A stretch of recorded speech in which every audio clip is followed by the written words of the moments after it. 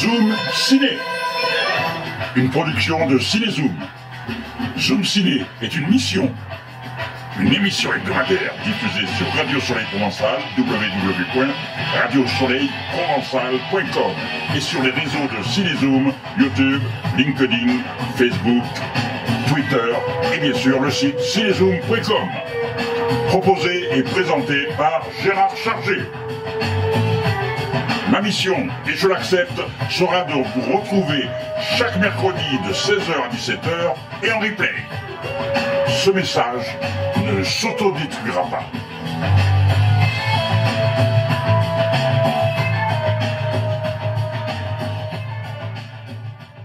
Mesdames et messieurs, bien le bonjour à vous tous et le bonjour à vous toutes. Je suis très heureux de vous accueillir aujourd'hui avec mon ami Gérard. Alors vous savez, on en parle régulièrement de cette nouvelle émission, c'est Cinézoom. Voilà, et on va dire bonjour à notre ami Gérard et je suis très heureux que tu rejoins l'équipe dijontée de Radio Soleil Provençal. Alors moi aussi je vous dirai bonjour tout d'abord à toutes et à tous. Je remercie Radio Soleil Provençal de m'accueillir sur l'antenne. C'est avec le plus grand des plaisirs. Ça fait longtemps que je n'avais pas fait d'émission de radio et ça me manquait parce que je suis un bavard, j'aime parler de ma passion et la passion c'est le cinéma. Ça remonte à des années 30, c'est ça? Oh ben ça va, il y a de l'humour sur Radio Soleil Provençal. Bah oui. Alors ça fait combien d'années que tu fais ça, notre ami Gérard? Oh là là, Cinézoom existe, on va fêter nos 35 ans l'année prochaine, donc en février 2024. Et en plus, donc moi je suis dans le cinéma, j'ai commencé la radio avec les radios libres en 1981. Laquelle? Oh là là, il y en a eu plusieurs. J'ai commencé avec une petite radio dans un village qui s'appelait Radio Pépin. J'étais dans mon laboratoire en train de travailler. Et puis, d'un coup, j'entends à la radio, justement, vous avez une passion, venez en parler. C'est l'époque de l'ouverture des radios libres, où vous venez dire ce que vous voulez. Et donc, je suis allé à Radio Pépin. Et après, j'ai enchaîné sur des radios aubagnaises. J'ai travaillé pour RMC, j'ai travaillé pour Nostalgie. Voilà, j'ai Fréquence Sud, après à Marseille j'ai travaillé pour les radios chrétiennes, Radio Galère, Radio Gazelle, comment ça s'appelait aussi, celle qui était la radio des chrétiennes de Marseille, là c'était Radio Dialogue. Radio Dialogue, et puis Radio Provence Culture aussi, et donc voilà, j'en ai fait beaucoup, et en même temps il m'arrivait le samedi. 35 ans ça va je crois. Oui, mais même, vous savez, à l'époque je conjuguais même 3-4 radios par semaine. Ah oui. J'enchaînais des fois le samedi, j'allais dans une radio, après une heure après j'allais dans une autre, et ainsi de suite. Parce que j'étais vraiment... C'est la passion. Alors nous on va parler du cinéma en général dans cette émission tous les mercredis, parce que nous sommes dans tous les festivals, nous nous occupons de beaucoup de promotions de films quand ils viennent sur Marseille, Aix-en-Provence ou même ailleurs. Nous on va à Cannes, on va à Deauville parfois. Alors cette année on va pas y aller parce qu'on a des films à faire, parce qu'on est aussi réalisateur, parce qu'en 40 ans, imaginez que nous avons quand même développé nos activités. On a 7 secteurs d'activité. Entre-temps, je suis devenu réalisateur. Voilà, la radio m'a amené à tout ça parce que quand on touche à une chose dans les milieux artistiques, après on a envie de toucher autre chose. Et maintenant, moi je suis à 40 ans de métier, capable de dire que maintenant je suis devenu un professionnel du cinéma parce qu'on organise aussi des formations et en même temps, nous proposerons aussi des choses aux auditeurs de Radio Soleil Provençal parce que justement vous allez nous écouter, vous allez avoir envie de nous écouter encore parce qu'on va offrir des places de cinéma aux auditeurs. La petite surprise de la rentrée, bien sûr, à ton émission, et aussi en dehors de ton émission il y aura des petites surprises à vous faire gagner aussi tout au long de la rentrée 2023-2024. Voilà, et on rebondit sur Radio Soleil Provençal, c'est magnifique. Alors là, nous sommes le 30, donc première émission. Donc déjà, je vous annonce que je vais avoir des places à vous offrir pour aller voir le dernier film d'Éric Toledano et Olivier Nakache, ceux qui ont fait Intouchable. Et donc, ils seront à Marseille avec Jonathan Cohen, un des comédiens principaux. Et donc, nous allons offrir un quota de places aux auditeurs. Alors, je sais qu'on ne va pas pouvoir offrir les places directement quand on nous écoute, puisque nous sommes enregistrés, nous, l'émission Zoom Ciné. C'est Jérémy, c'est toi qui les feras gagner le samedi, c'est ça? C'est ça. Donc tu me donnes toute la charge, c'est ça? Mais non, mais c'est toi qui me l'as proposé. Donc moi je dénonce pas, j'annonce des choses qui ont été déjà décidées à l'avance. Donc le samedi, tu as une émission en direct, toi, non? C'est ça? Oui, de 7h à 9h. Voilà. Donc et même un petit peu plus des fois. Voilà, alors après c'est pas grave, c'est que ce sera l'occasion justement de pouvoir téléphoner au standard que tu proposes, et puis que les personnes puissent se mettre sur des listes pour avoir ces places de cinéma qui sont offertes par Cinézoom et ses partenaires, parce qu'il faut savoir que Cinézoom est partenaire avec les distributeurs de films, c'est-à-dire ceux qui mettent les films en place dans les salles, et puis nous sommes partenaires aussi avec certaines salles marseillaises, donc c'est pour ça qu'on a ces avantages qui sont importants. Donc voilà, ça c'est la première des choses. Ensuite on va profiter aussi de l'antenne pour parler de toutes nos actualités. Oui. Là, le 2 septembre, nous allons être à la fête des associations à la mairie du 4-5 à la salle Valier, où nous allons présenter même le dernier film. Alors ça, c'est toute la journée, où on va présenter notre film, dernier film de stage qu'on a fini au mois d'août, qui va s'appeler Honoré, parce qu'il est en cours de montage, là, Honoré de mes yeux, le curé et les 7 péchés capitaux. Donc nous avons fait ça avec des stagiaires qui n'ont jamais fait de cinéma, et l'équipe d'encadrement était des professionnels. Donc c'est pour ça nous vous donnerons l'occasion de découvrir nos formations, les stages de réalisation avec les ateliers, et en même temps on va aussi encore faire un cadeau aux auditeurs. Ah non, mais ils seront gâtés. Zoom Ciné, c'est les plus du cinéma. Oui. Parce qu'on va offrir, parce que comme nos ateliers, nous les faisons tous les mercredis. Alors pour l'instant, nous les faisons à la rue de l'Olivier, nous les faisons dans un autre lieu à côté qui accueille un petit peu plus de monde. Mais nous, ce qu'on souhaite, c'est que la ville de Marseille nous octroie un lieu pour pouvoir avoir de plus en plus de monde. Donc nous allons offrir un mois d'atelier tous les mercredis ou tous les samedis. Pour l'instant, la date n'est pas encore complètement effective, mais en même temps, on l'annoncera, et ce sera encore des choses que tu pourras faire gagner le samedi. Oui. Voilà, je vais vous proposer dans cette émission des entretiens exclusifs d'acteurs, de réalisateurs.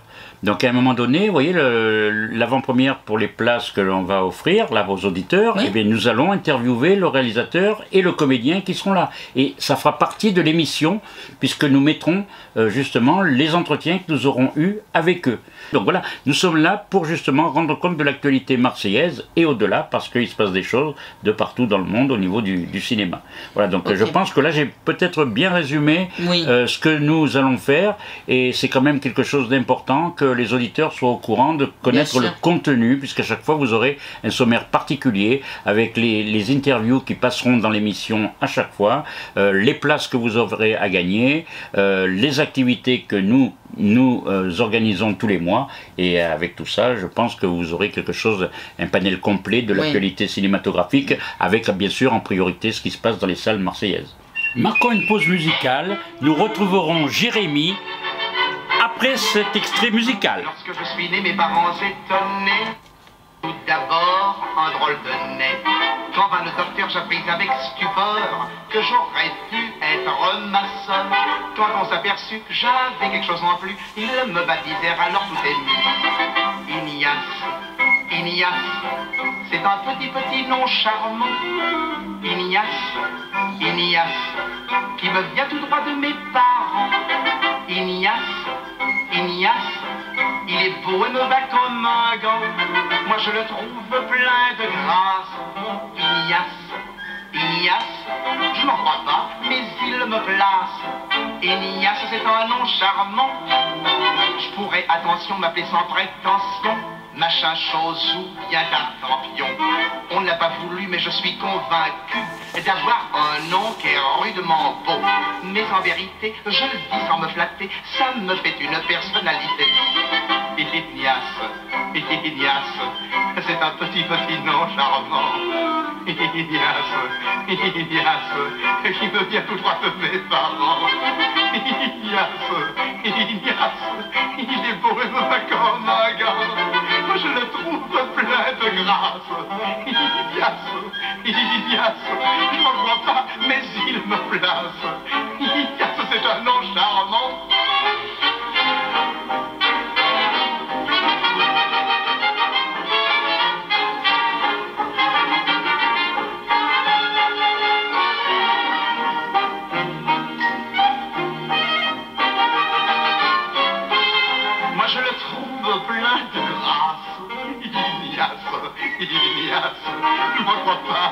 s'il me place. Ignace, c'est un nom charmant, là.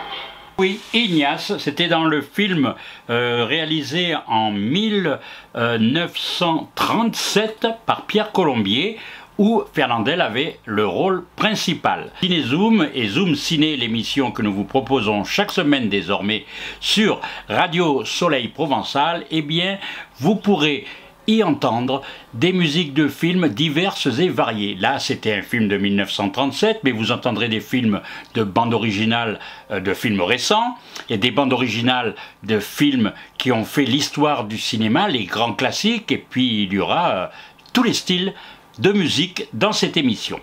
Nous allons retrouver tout de suite Jérémy pour la suite de cet entretien. Donc je vous rappelle que vous êtes dans la nouvelle émission qui s'appelle Zoom Ciné. Alors, ce sera dans tous les cinémas? On peut les citer. Sur Marseille, on a un partenariat très étroit avec Cinéma Artplex, qui est le nouveau cinéma qui a ouvert pendant la pandémie, sur la Canebière. Et nous avons un partenariat régulier aussi avec le Cinéma Prado. Nous allons faire comme Cinézoom était avant la pandémie, nous allons redemander un partenariat à tous les cinémas de Marseille déjà. Et même à certains cinémas des alentours, parce que nous avons des adhérents un peu partout. Et donc on va demander d'avoir la réduction permanente avec la présentation de notre carte. Et donc les auditeurs seront au courant des avantages de la carte Cinézoom. Et puis exactement de... Ah, Jérémy essaye de se mettre à la même hauteur que moi, c'est ça? Pour la photo, si tu veux, je me tasse un peu. Hein. Non. Et moi, je voulais dire un petit truc, parce que ah oui, c'est la parole. Hein. Oui, c'est l'intermédiaire aussi de Guy Halal. Voilà, qu'on s'est connu, je crois. Et je voulais le remercier. Et lui aussi, vous allez l'entendre début septembre sur la radio. Et je voulais le remercier et de lui dire un grand bravo pour son professionnalisme. C'est vrai que nous, Cinézoom, de toute façon, même au bout de 35 ans, on a toujours besoin de se faire connaître. C'est ça. Donc c'est ça, parce que en même temps, on n'est pas mort. C'est ça. Non. Moi, je parle. Vive le cinéma. Oui, je parle aux politiques en disant que Cinézoom est toujours là et sera toujours là.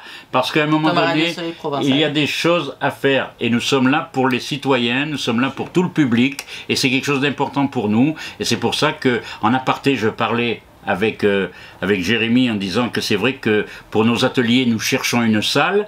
Donc c'est vrai qu'on aimerait bien être accueillis par la ville de Marseille dans un lieu, parce que toutes les personnes qui viennent dans nos ateliers, nos formations depuis 20 ans maintenant, ils sont tous ravis. On va dans des établissements scolaires, on va dans des colonies de vacances, on va partout et les gens admirent notre professionnalisme parce qu'on s'entoure en plus aussi encore plus professionnels que moi. Moi je suis un professionnel qui aime ça, bon bah ok. Oui.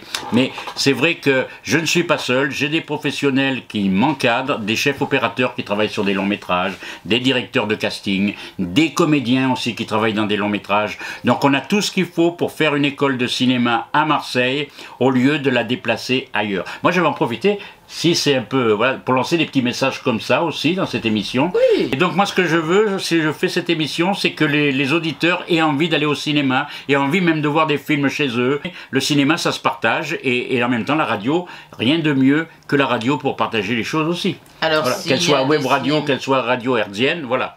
Merci beaucoup de m'avoir accueilli et puis on invite les auditeurs à continuer à écouter cette émission et à la regarder sur les réseaux. Je t'en remercie infiniment et à très bientôt. En tout cas, nous, on voit que tu as commencé l'apprentissage de la radio dans les années 30, pour répondre à tout à l'heure, comme moi, le cinéma dans les années 30. Ah, c'est ça. On a commencé quand on était petit, c'est bien. Jérémy... Maintenant, on est devenu grand. Oui. Jérémy, merci beaucoup et on souhaite une longue vie à Zoom Ciné. «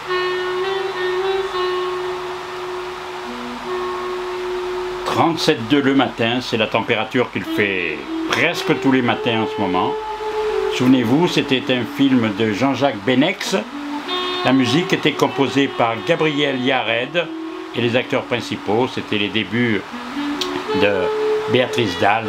Et puis, il y avait à ses côtés aussi un jeune débutant qui s'appelait Jean-Hugues Anglade.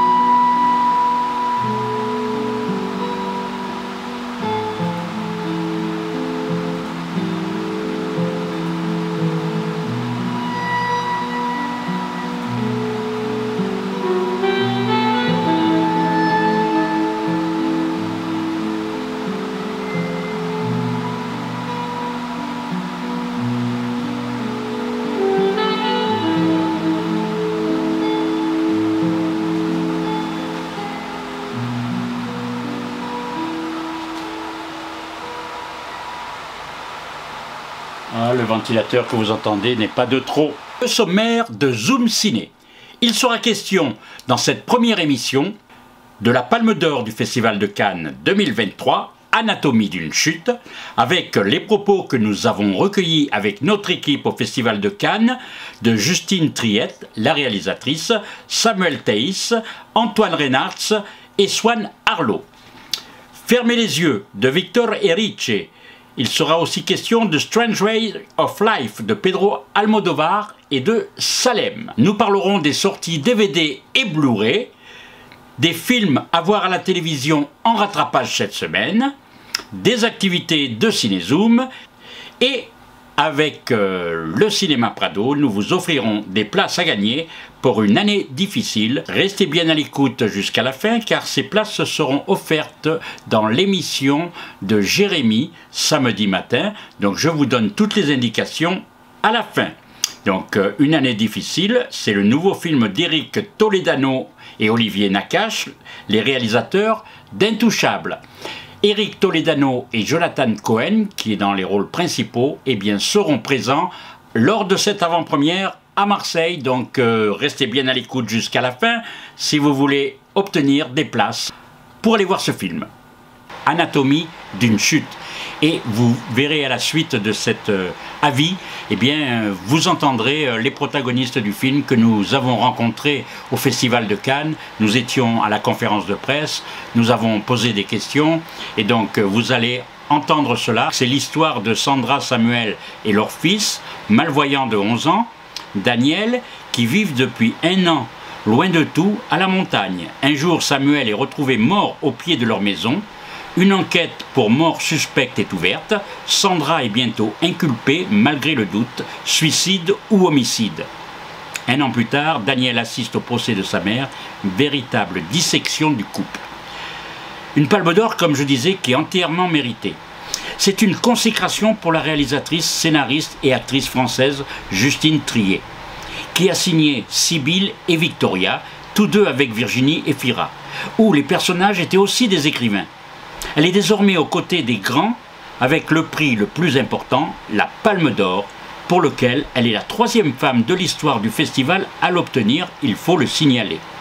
Une histoire haletante, entièrement inventée, qui maintient le suspense jusqu'au bout. Une scénarisation et une narration tendue qui renforcent et l'histoire et les personnages.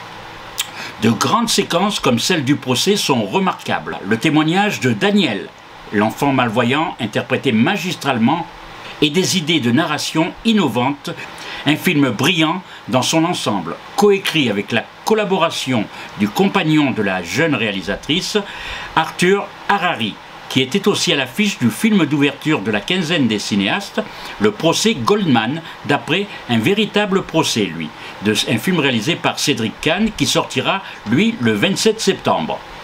Sandra Hüller est remarquable, jouant en 2 langues en alternance afin de mieux expliquer les choses, d'un procès et d'une procédure remarquablement documentée. Swan Arlo est étonnant également, jouant sur plusieurs registres, une palme d'or à ne pas manquer, comme souvent.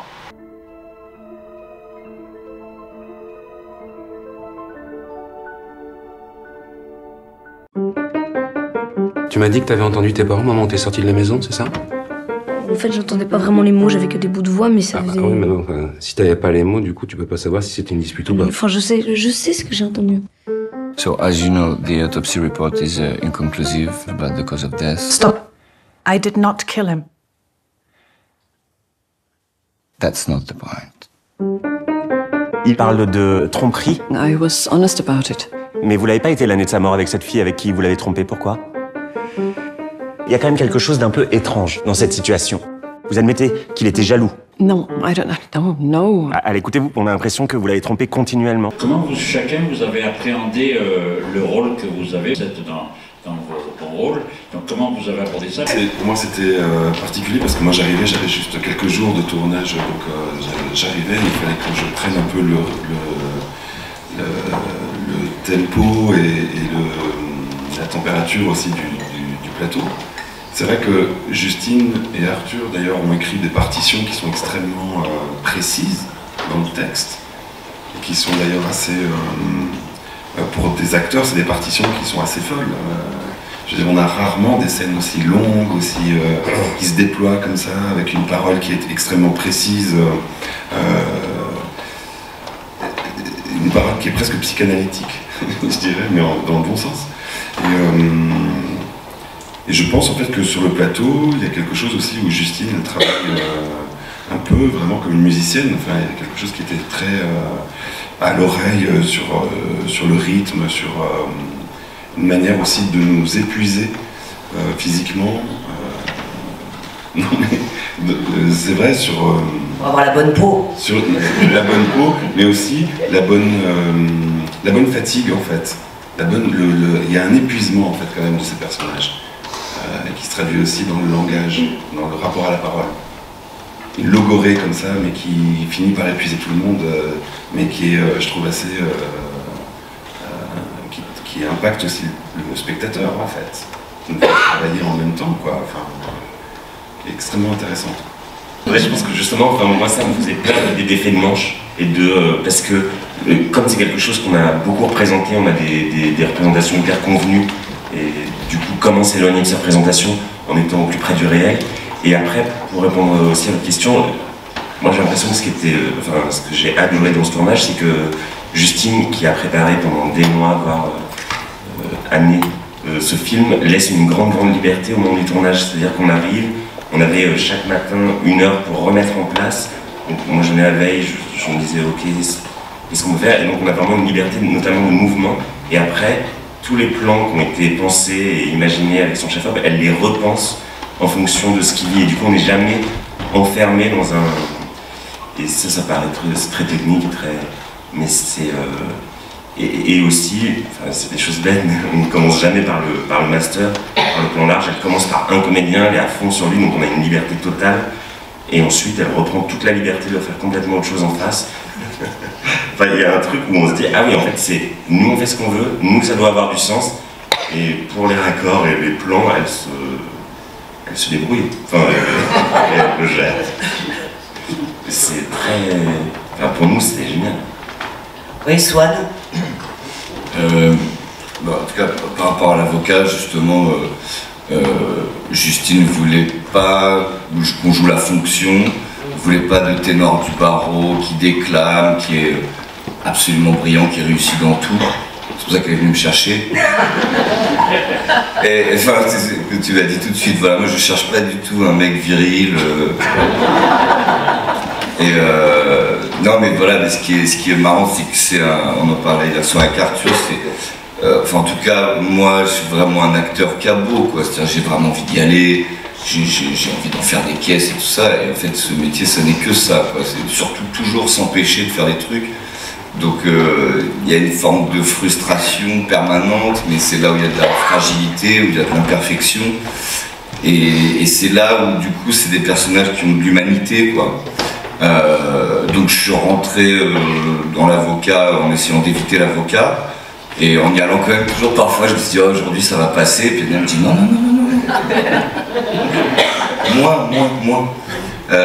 Voilà, bah sinon bah, c'était surtout l'anglais. J'ai travaillé l'anglais parce que je suis aussi bon en anglais que les Français en général. J'ai vraiment travaillé là-dessus pour réussir à jouer, quoi, tout en essayant de parler avec un accent à peu près valable. Et d'ailleurs, je trouve qu'au tout début du film, on voit que c'est encore un peu fragile, que j'essaie de bien parler. Et puis après, c'est aussi vraiment avec Sandra, quoi, qu'il y a quelque chose tout de suite qui a été très, très fluide, très fort, et qui fait qu'on oublie tout ça, la langue, tout. Enfin, en fait, c'est devenu aussi notre relation, parler nous en anglais, tout ça. Donc, voilà. En tout cas, c'est sûr que avant de rencontrer Sandra, j'avais déjà une grande admiration pour elle, donc j'ai pas eu grand chose à faire que de la regarder vraiment. Ça regarde quand même. Voilà. Et en fait, non, mais je veux dire, il faut toujours se servir de soi et de ce qui nous arrive, donc j'ai pas besoin de me forcer, puis on est parti là-dessus. Et voilà. J'ai une question pour Justine, par rapport au film de procès, puis par rapport à, comme c'est le second que vous faites sur un tribunal, des choses comme ça, donc comment vous avez préparé celui-ci? Vous étiez déjà préparé avec le précédent, mais est-ce que vous avez abordé des choses supplémentaires par rapport au précédent? Merci. C'est vrai que quand on filme comme ça un tribunal, on est resté 10 jours, je crois, ou 15 jours dedans. On a l'impression, en tout cas, moi j'avais l'intention, je me disais comment on va aborder cet endroit en mise en scène, et c'est tellement quelque chose qu'on a vu et revu que c'est vrai que je passais mon temps à me dire mais comment filmer ce rectangle autrement, quoi. Donc ça a été une obsession, on a passé énormément de temps à préparer en fait ça, et c'est vrai que cet enfant qui est là et qui est un peu traqué par la parole, je trouvais qu'il y avait quelque chose d'intéressant que la caméra devienne cette espèce de balancier en fait de pète comme ça qui le poursuit en parlant à sa place, en fait en parlant pour lui, voilà.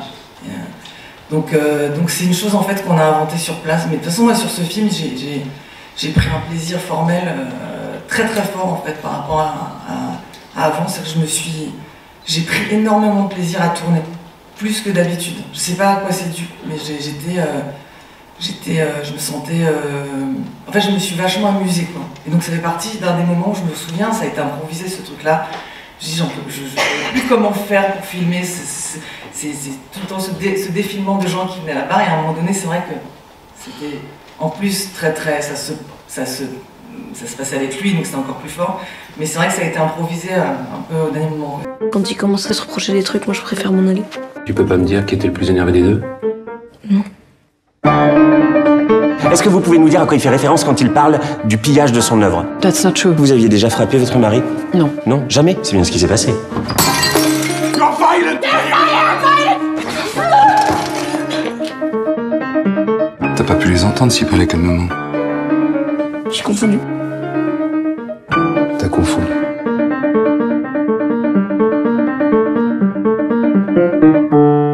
I'm innocent, you know that, right?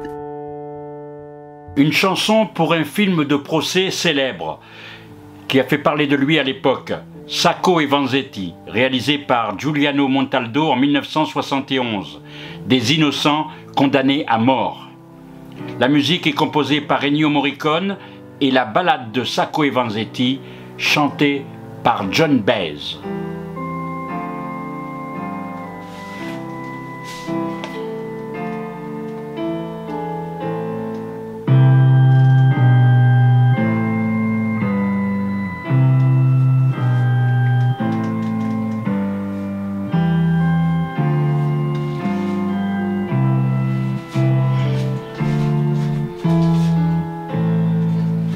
Here's to you, Nicola and Marge.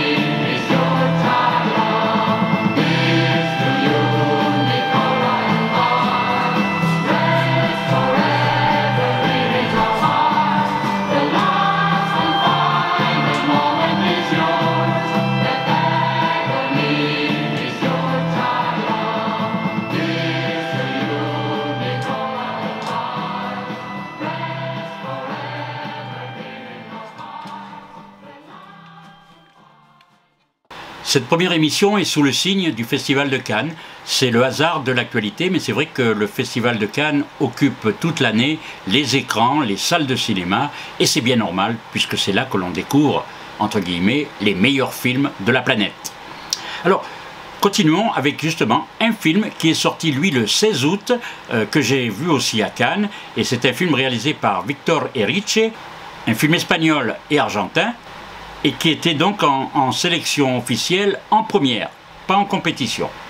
Alors, ce film, c'est l'histoire d'un célèbre acteur espagnol, Julio Arenas, qui disparaît pendant le tournage d'un film. Bien que son corps ne soit jamais retrouvé, la police en vient à la conclusion que son décès soit accidentel. Plusieurs années plus tard, ce mystère refait surface grâce à un programme télévisé qui revient sur l'acteur en proposant un éclairage nouveau sur les images des dernières scènes auxquelles il a participé, tournées par un de ses amis proches, le réalisateur Miguel Garre. Alors, signalons quand même que le réalisateur de L'Esprit de la Ruche, Victor Erice, n'avait pas réalisé de film depuis 31 ans. Le précédent, c'était Le Songe de la Lumière en 1992, qui était un film documentaire. Une quête existentielle et une recherche qui se confrontent au mystère de l'âme et à la fuite du temps. C'est ce qu'inspire ce film, Fermez les yeux. Le film interroge sur la vocation de l'art, plus exactement ici, sur une réflexion du cinéma et de sa puissance mélancolique. Il suggère que la beauté n'émane pas tant du visible que de notre manière de l'éprouver. C'est une leçon qu'il faudrait enseigner dans toutes les écoles de cinéma, avant de chercher à en mettre plein la vue.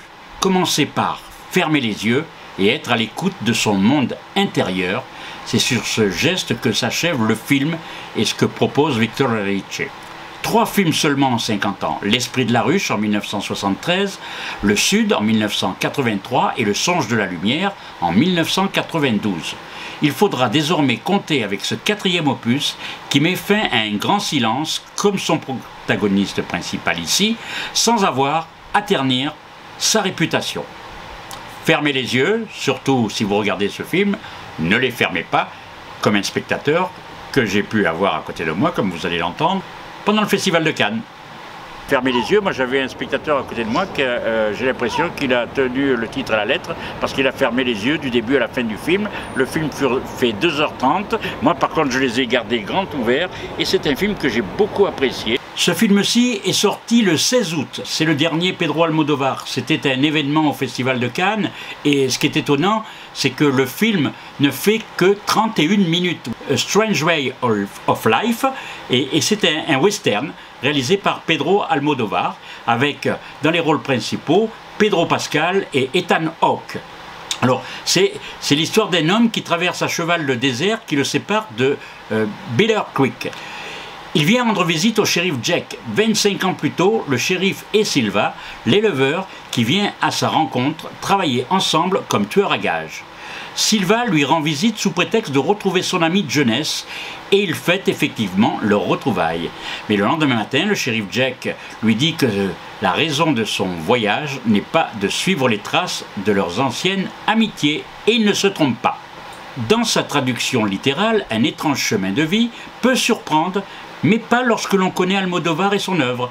Un western gay, comme nous n'en avions pas vu depuis Le Secret de Brokeback Mountain en 2005, réalisé par Ang Lee. En 31 minutes, le réalisateur pose parfaitement son histoire et tous les codes du western, en y incluant cette relation homosexuelle pour conclure que pourquoi pas 2 hommes peuvent vivre ensemble pour veiller l'un sur l'autre. Et c'est fait magnifiquement. Pedro Pascal et Ethan Hawke sont étonnants. Les décors et la photographie sont superbes, on est dans un vrai western, et même si cela peut déranger un peu, c'est raconté et montré avec naturel. Donc à découvrir avec un programme de 2 films proposés dans les salles. C'est Alberto Iglesias qui a composé la musique du film. Il faut savoir que Alberto Iglesias travaille depuis 1995, depuis qu'il a composé cette musique, La fleur de mon secret, et depuis, il a justement composé toutes les musiques pratiquement des films d'Almodóvar jusqu'à nos jours, et avec ce dernier film dont nous avons parlé. Et souvenez-vous, dans La fleur de mon secret, il y avait deux actrices qu'il a utilisées plusieurs fois, Marisa Paredes et Rosy de Palma, qui est son égérie, on peut le dire. C'est une femme une actrice qu'il a découverte et qui maintenant tourne dans le monde entier. Voilà, donc écoutons cette musique, La fleur de mon secret, la première musique composée par Alberto Iglesias pour Pedro Almodóvar.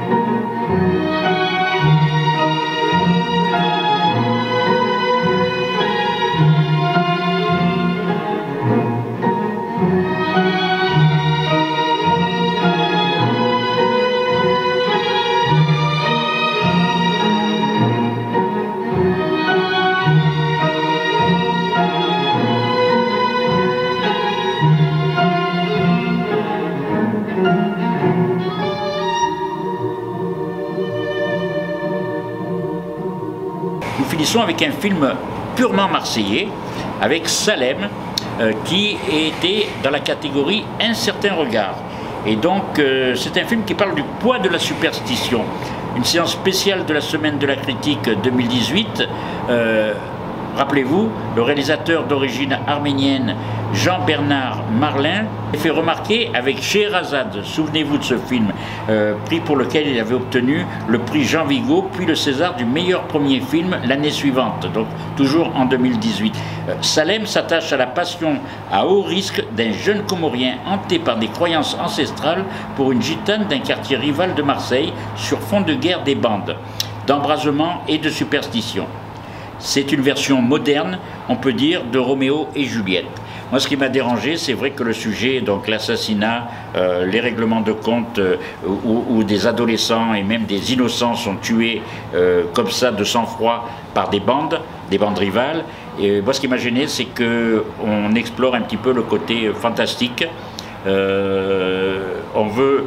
Alors, c'est vrai qu'il est important de se sortir de ces galères par de l'imaginaire, par des fantasmes, par la religion, parce que là c'est quand même, on croit, il y a une prophète qui va arriver et qui justement, lui après ce jeune garçon, c'est l'histoire de Djibril qui a 14 ans au début et il va faire de la prison pour des meurtres qu'il a commis, mais en même temps il a eu une fille et cette fille eh bien, va devenir prophétesse et on espère que c'est elle qui va changer le monde. Alors c'est vrai que c'est très métaphorique, mais en même temps, tous les acteurs, tous les comédiens, ils sont exceptionnels.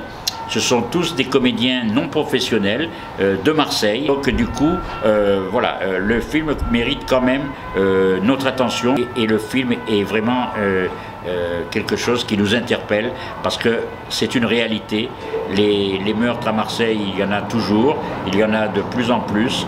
Ils sont perpétrés par des jeunes de plus en plus jeunes et puis sur des personnes vraiment de plus en plus jeunes également. Donc c'est quelque chose qui nous interpelle et puis il y a des questions à se poser sur comment agir pour pouvoir remédier à ça. Les règlements de compte, c'est pas quelque chose de bon pour une ville et la réputation de Marseille est quand même, maintenant il va falloir la changer, cette réputation de ville la plus mafieuse de France. Voilà, Salem, donc Un certain regard, distribué par Ad Vitam en salle le 30 août. Les autres sorties de ce mercredi 30 août. 4 films pour moi qui sont les plus importants des sorties de la semaine, sur les 10 films qui sortent en salle aujourd'hui. C'est mon point de vue. Alam tout d'abord, un film franco-palestinien de Firas Khoury. L'éveil politique d'un étudiant palestinien lors d'un acte de résistance qui vise à remplacer le drapeau israélien de l'école par le drapeau palestinien le jour de l'indépendance israélienne, jour de deuil pour les Palestiniens. Sage femme, diffusé le 14 avril sur Arte, qui sort au cinéma. La réalisatrice Léa Fener raconte le quotidien de 2 jeunes femmes dans une maternité publique où elles vivent les cadences folles d'un service au bord de l'explosion. Une plongée réaliste dans cet univers si fragile. La beauté du geste, un film franco-japonais, l'histoire de Keiko qui vit dans les faubourgs de Tokyo où elle s'entraîne avec acharnement à la boxe. Sourde, c'est avec son corps qu'elle s'exprime. Mais au moment où sa carrière prend son envol, elle décide de tout arrêter. Et enfin, Amma Gloria, présenté à la Semaine de la Critique à Cannes cette année, un film franco-belge. Cléo, qui a juste 6 ans, aime follement Gloria, sa nounou, qui l'élève depuis sa naissance. Mais Gloria doit retourner d'urgence au Cap-Vert auprès de ses enfants. Gloria invite Cléo à venir dans sa famille et sur son île passer un dernier été ensemble. Nous allons écouter tout de suite la bande-annonce de ce film. Comment on dit la tortue? Tartaruga. Tartaruga. Roux. Roux. Oh, c'est parfait ça. On continue. À demain, papa.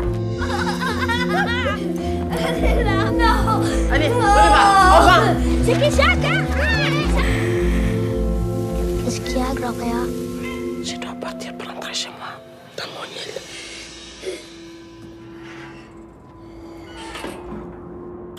Qu'est-ce que tu fais là? Cléo! C'est Gloria, elle me manque. Demain, j'appelle Gloria et je vois ce que je peux faire.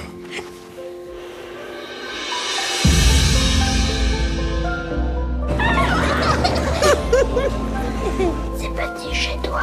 C'est petit, mais c'est chez moi. Esse minha filha é bem passa férias comigo. Já falou quantas vezes pouca flor filha. Tenho 2 filhas na casa.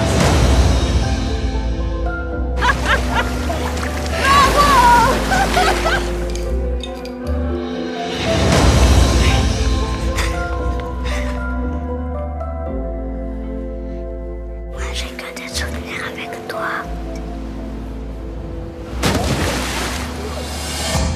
Faites que Gloria revienne à la maison. S'il vous plaît.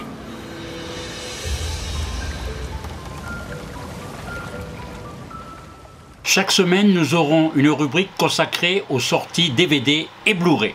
Nous allons commencer par le film coup de cœur de la semaine qui sort en DVD, qui sort donc le 5 septembre, qui a été en compétition officielle au Festival de Cannes en 2022. Showing Up, c'est un film réalisé par Kelly Reichardt. Avant le vernissage de son exposition, le quotidien d'une artiste et son rapport aux autres, le chaos de sa vie, va devenir sa source d'inspiration. Le film est une ode à la création, montrant la précision et l'imprécision des gestes de l'artiste, qui font la beauté des œuvres, la méticulosité avec lesquelles elles sont travaillées et le respect avec lequel les matériaux sont manipulés. La création est le principal point de repère du personnage principal qui s'y réfugie pour échapper à sa famille dysfonctionnelle, Michelle Williams, qui interprète une artiste pleine de persévérance. Des situations décalées et des personnages truculents, à l'image du père de l'héroïne totalement à côté de la plaque. Les œuvres que l'on aperçoit tout le long du film et lors de l'exposition finale sont remarquables. Une comédie dramatique, sympathique, que l'on regarde avec plaisir, où l'on plonge dans les arcanes de la création avec simplicité et sans prise de tête. Nommé aux Oscars en 2023, The Quiet Girl, qui sort en DVD et en Blu-ray, il est sorti le 30 août. Témoin indésirable à la rentrée donc pour un classique Donc c'est un film d'après Agatha Christie avec Donald Sutherland, Sarah Miles, Christopher Plummer et Faye Dunaway. Une très belle distribution, un film qui date des années 70. Les films à voir à la télé que je vous conseille, sans pub. J'ai sélectionné ces films-là pour vous. En VO bien sûr, pour les films étrangers. Tout d'abord, ce soir, vous pouvez voir le film Hitchcock, un film réalisé en 2013. Anthony Hopkins réalise une belle performance. Mais pour ce biopic, il faut regarder tout ce qui tourne autour de l'adaptation de ce livre qui raconte, comme le film ici, la genèse du film Psychose avec intérêt car on découvre plein de petites choses et d'anecdotes, une belle reconstitution et un hommage au maître du suspense, mais aussi à son épouse et collaboratrice Alma Hitchcock. Ce n'était pas évident, mais c'est passionnant et si le film peut donner envie à ceux qui ne connaissent pas son œuvre de la découvrir, nous les encourageons. Et donc sur Arte, donc à 20h55, mercredi, donc ce soir, 30 août à 20h55. Donc pour l'Inconnu du Nord Express, ce sera donc dimanche 3 septembre à 21h sur Arte. C'est un film réalisé en 1952 avec Farley Granger. Un champion de tennis abordé dans un train par un inconnu lui propose de supprimer sa femme en échange de tuer son propre père. Le tennisman ne lui prête aucune attention, mais peu de temps après, sa femme est assassinée. Commence alors une chasse à l'homme. C'est un suspense qui est bien mené. Dimanche 3 septembre également, Bac Nord sur France 2 à 21h10. Un film réalisé par Cédric Jiménez, sorti en 2021. Avec dans les rôles principaux Gilles Lelouch, Adèle Exarchopoulos, François Civil. C'est un film policier coup de poing au casting sans bavure, une histoire prenante et forte du début à la fin, qui commence comme bon nombre de films du genre, mais qui bascule avec intérêt et attention vers la dénonciation de la hiérarchie et du pouvoir dirigeant, être des chiens de garde que l'on utilise et manipule jusqu'à ce que l'on n'ait plus besoin d'eux. Eh bien, tels sont les personnages de policiers décrits ici, et cette situation inspirée d'une véritable histoire qui s'est déroulée à Marseille et dont les protagonistes en sont encore en vie, la désillusion d'une profession difficile qui nous interpelle et qui résonne encore aujourd'hui dans nos têtes. Nous sortons du film avec la rage de ne pas vouloir nous faire manipuler de la sorte par le pouvoir en place. Un film qui devrait être vu par tout policier en exercice, qui devrait le faire réfléchir sur les ordres donnés et leur pertinence, afin que l'on retrouve nos gardiens de la paix et non les forces de l'ordre. Donc c'était une histoire qui s'est passée en 2012 dans les quartiers nord de Marseille, et donc qui détiennent un triste record, la zone au taux de criminalité la plus élevée de France, poussée par sa hiérarchie. La BAC Nord, brigade de terrain, cherche sans cesse à améliorer ses résultats. Dans un secteur à haut risque, les flics adaptent leurs méthodes, franchissant parfois la ligne jaune. Nous pourrons voir donc mardi 5 septembre Babylone, le film de Damien Chazelle, à 21h sur Canal+. Et oui, le film était sorti en janvier 2023 et il est déjà à la télévision, pour ceux qui possèdent Canal+, bien sûr. Le brillantissime réalisateur de Whiplash, puis de La La Land, deux films qui avaient enchanté le public, nous revient pour notre plus grand plaisir avec une ode au cinéma, mais aussi à travers cela, nous amène à une réflexion sur la transformation décadente future du cinéma. Le film et sa mise en scène est fou, époustouflant et entraînant à souhait. L'humour parsème le film avec bonheur, et Brad Pitt s'en donne à cœur joie, pour interpréter le personnage de Jack Conrad, inspiré d'acteurs comme John Gilbert et Douglas Fairbanks, avec une pointe de Clark Gable, des acteurs qui incarnent le passage du muet au parlant, bien qu'ils montrent la décadence et la déchéance de ce monde du cinéma qui rapporte des sommes folles à ses entrepreneurs, permettant tous les excès, comme on le voit dans la scène grandiose d'ouverture, qui mélange le sexe, l'alcool, la drogue et toute la démesure que l'argent permet, nous sommes emportés par le tourbillon hollywoodien. Ce mélange fait que cela n'est pas choquant. C'est un ensemble et l'on pose ses yeux où bon nous semble. On a le choix. Par la suite, nous plongeons comme rarement il a été permis au cinéma dans l'euphorie des tournages de l'époque, où se tournaient plusieurs films en même temps sur le même plateau. Ensuite, nous passons à la séquence du passage du cinéma muet au parlant, qui est tout bonnement jubilatoire, où les metteurs en scène et les acteurs sont confrontés et obligés de s'adapter à la prise de son directe avec une grande difficulté. C'est fabuleux et la dérision participe encore à cela. En tant que spectateurs, nous pouvons apprécier amplement le discours qui est énoncé de différentes façons par les protagonistes sur le pourquoi du cinéma et ce qu'il procure aux gens. Nous nous y retrouvons complètement lorsque l'on adore cet art majeur et nous approuvons ces dialogues qui résonnent en chaque cinéphile ou simple spectateur de divertissement. La musique est remarquable et rythme parfaitement les séquences.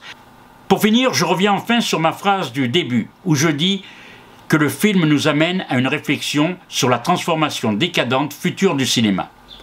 Il est déplorable, et c'est le seul bémol que je constate, que la fin du film amène à une grande déception envers un tel hommage au cinéma, en polluant celui-ci de 2 séquences qui n'ont rien à faire dans un film qui aurait pu être un chef-d'œuvre absolu. La séquence où le personnage interprété par Tobey Maguire emmène le personnage de Nanny dans les sous-sols d'un tunnel où se passent les plus terribles des travers humains, et la séquence d'exécution dans un appartement.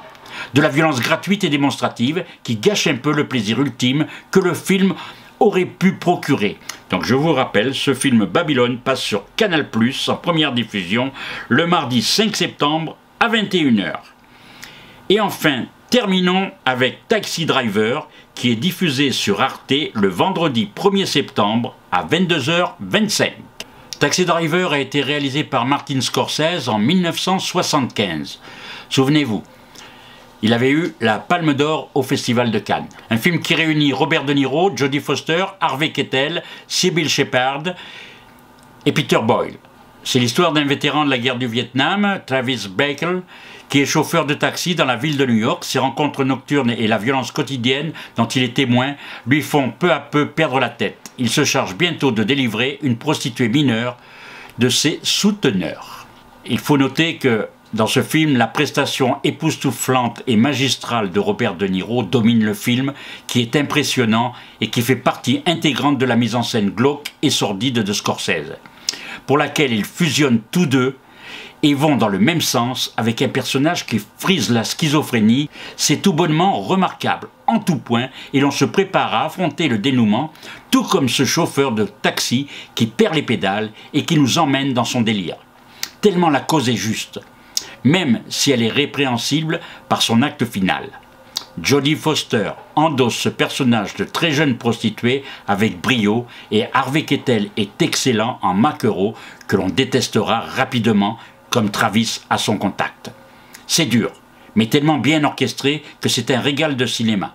La musique de Bernard Herrmann est inoubliable, tout comme les séquences où le personnage de Robert De Niro se prépare et dialogue seul devant son miroir.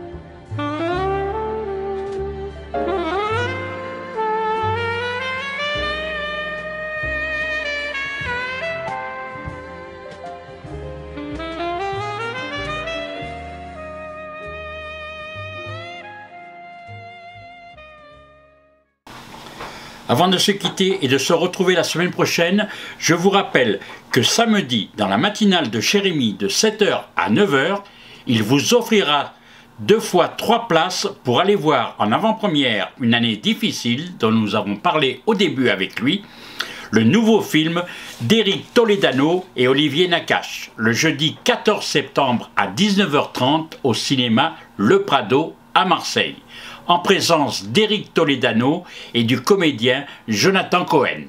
Ils seront dans la salle. Jérémy vous donnera toutes les indications pour bénéficier de ces 6 places offertes par Cinézoom et le cinéma Le Prado. Et enfin, si vous désirez nous rencontrer, si vous êtes à Marseille ce samedi 2 septembre, l'équipe de Cinézoom sera présente pour la fête des associations de 10h à 14h au stade Valier, la fête des associations du 4e et 5e arrondissement de Marseille, pour vous donner tous les renseignements sur nos activités, dont nos ateliers et stages cinéma pour la saison 2023-2024. De plus, à 14h30, nous ferons une prestation sur la scène en reconstituant un plateau de cinéma et avec une démonstration de hip-hop devant la caméra avec Richard Justin de Hip Hop Crew. Bonne semaine cinéma à toutes et à tous, à samedi pour ceux qui viendront nous retrouver au Stade Valier, à samedi également pour ceux qui écouteront et demanderont les places cinéma à Jérémy, de 7h à 9h, à mercredi prochain donc pour une prochaine émission Zoom Ciné, si cela vous a plu.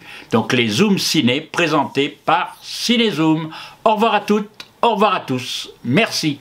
Zoom Ciné est une mission, une émission hebdomadaire diffusée sur Radio Soleil Provençal, www.radiosoleilprovençal.com et sur les réseaux de Cinézoom, YouTube, LinkedIn, Facebook, Twitter et bien sûr le site cinézoom.com. Proposé et présenté par Gérard Chargé. Ma mission, et je l'accepte, sera de vous retrouver chaque mercredi de 16h à 17h et en replay. Ce message ne s'autodétruira pas.